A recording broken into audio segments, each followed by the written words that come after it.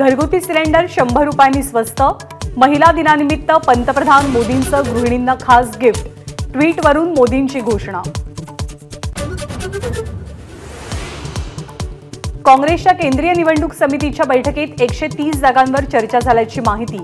तीनही पक्षांची अंतिम यादी तयार असल्याची विजय वडेट्टीवारांची माहिती। तर पहिली यादी आज जाहीर होण्याची शक्यता। राहुल गांधी यंदा फक्त वायनाड लोकसभा मतदारसंघातून निवडणूक लढवणार। काँग्रेस निवडणूक समितीच्या बैठकीतला निर्णय। पहिल्या यादीमध्ये राहुल गांधींचं नाव।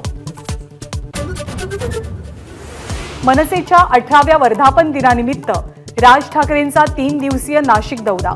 आज सकाळी काळारामाचं दर्शन घेऊन कार्यकर्त्यांनाही भेटणार। उद्धव ठाकरेंच्या धाराशिव दौऱ्याचा आजचा दुसरा दिवस। कळंब आणि भूममध्ये ठाकरेंच्या सभा।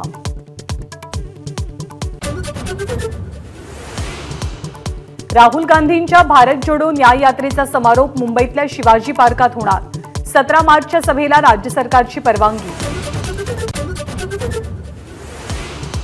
नितीन गडकरींनी भाजप सोडून यावं, आम्ही त्यांना निवडून आणू। उमरग्यामधल्या सभेत उद्धव ठाकरेंचं वक्तव्य। डॉक्टर बाबासाहेब आंबेडकरांच्या नावाची कमान लावण्यावर वाद। बौद्ध बांधवांचं अमरावती विभागीय कार्यालयासमोर ठिय्या आंदोलन। न्याय द्या अन्यथा मुंबई गाठू, आंदोलनकर्त्यांचा इशारा।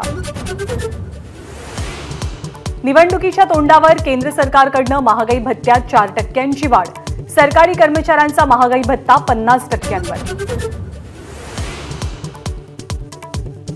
महाशिवरात्रीनिमित्त महाराष्ट्रासह देशभरातील शंकर मंदिरांमध्ये भाविकांची मांदियाळी। शिवमंदिरं आकर्षक फुलं आणि विद्युत रोषणाईनं सजली।